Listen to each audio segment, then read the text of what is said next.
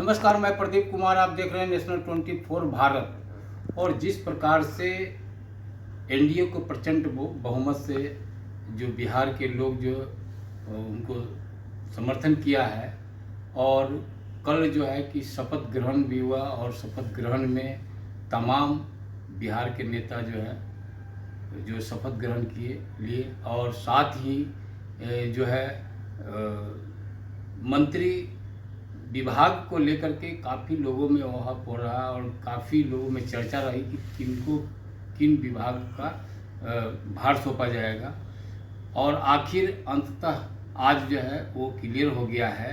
और सबसे बड़ा विशेषता यह है कि बिहार के भारतीय जनता पार्टी के सम्राट चौधरी जो है उनको उप मुख्यमंत्री बनाया गया, और विशेष जो है उनको गृह मंत्रालय दिया गया है। और अभी हमारे साथ जुड़े हुए हैं लाल मोहन गुप्ता, जो भारतीय जनता पार्टी के वरिष्ठ नेता हैं और एमएलसी हैं। मैं इनसे जानना चाहता हूं कि इतनी बड़ी जिम्मेदारी दी गई है, क्या बिहार में किस तरह का परिवर्तन होगा। सबसे पहले आपको सर जो है आज भारतीय जनता पार्टी के उप मुख्यमंत्री सम्राट चौधरी जी को जो है गृह मंत्रालय दिया गया, आखिर क्या वजह रही? कल आप देखे होंगे बिहार के माननीय मुख्यमंत्री श्री नीतीश कुमार जी ने 10वीं बार मुख्यमंत्री पद के लिए शपथ ग्रहण किए हैं, और कल ही अपने मंत्रिमंडल के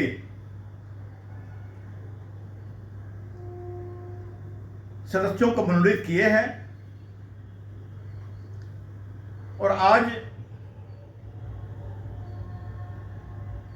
विभागों का बंटवारा भी कर दिया गया है।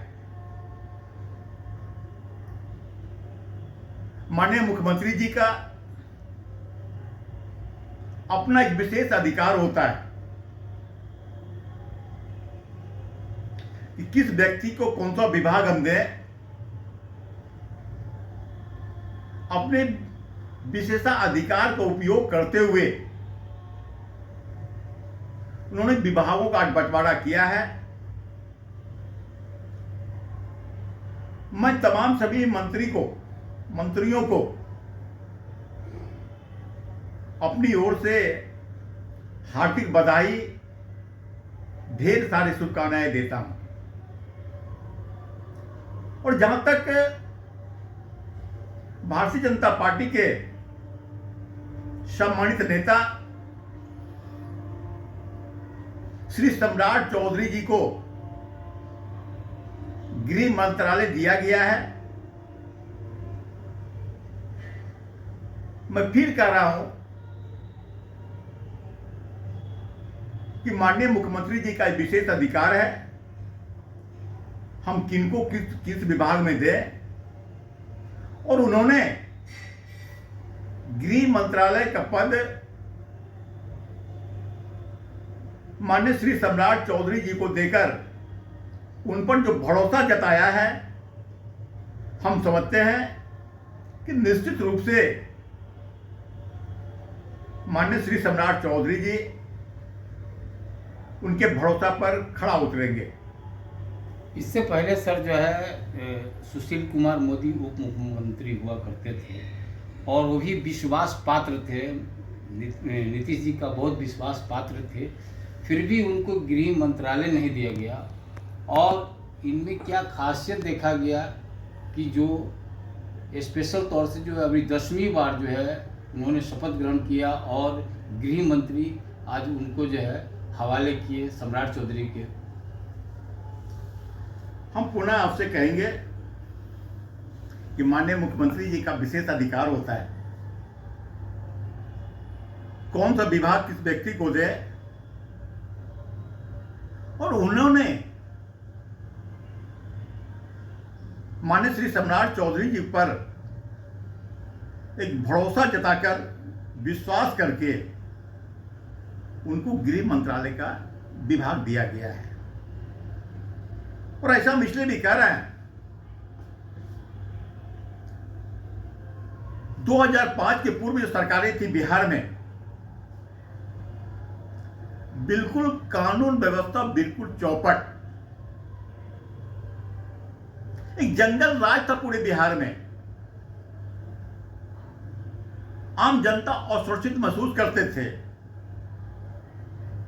उद्योग के रूप में अपहरण उद्योग चलता था। महिलाएं सुरक्षित नहीं थी।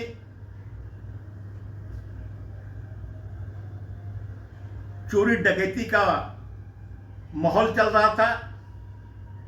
लेकिन 2005 में जब सरकार बदली और बिहार के मुख्यमंत्री माननीय श्री नीतीश कुमार जी बने, तो उन्होंने पहला आम लोगों को, बिहार की जनता को भरोसा दिया, हम सुशासन की राज कायम करेंगे बिहार में, कानून के राज हम बिहार में बहाल करेंगे।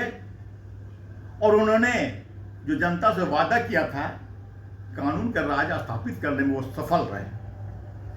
सर, कहा जा सकता है कि जैसे कि डबल इंजन की सरकार भी रही पिछले गत वर्ष, और साथ ही जो है कि आप सुशासन की बात किए, उस वक्त भी जो है बहुत सारे जो है हत्याएं, लूट, बलात्कार भी हुआ।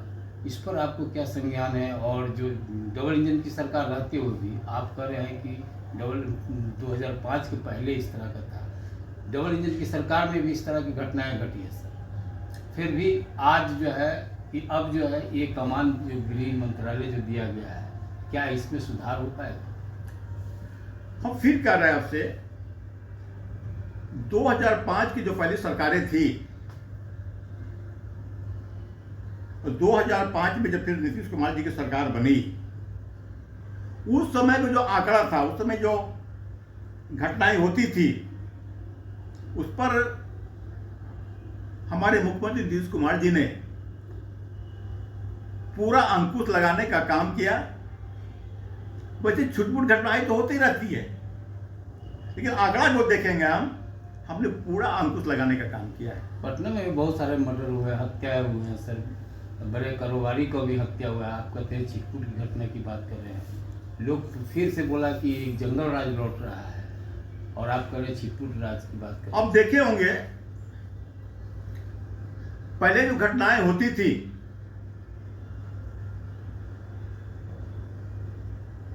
उनका जो भी छुटकारा दिलाना हो, या छूट दिलवाना हो, या छुड़वाना हो, मुख्यमंत्री जी के आवाज से तय होता था। और अभी देखे होंगे आप,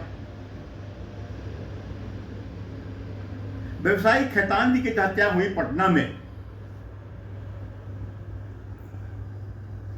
3 दिनों के अंदर उन अपराधी को कलकत्ता से जाके गिरफ्तार किया गया। उस समय जो घटनाएं होती थी, अपराधी बेलगाम थे, लेकिन अभी जो अपराधी का अपराध करता है,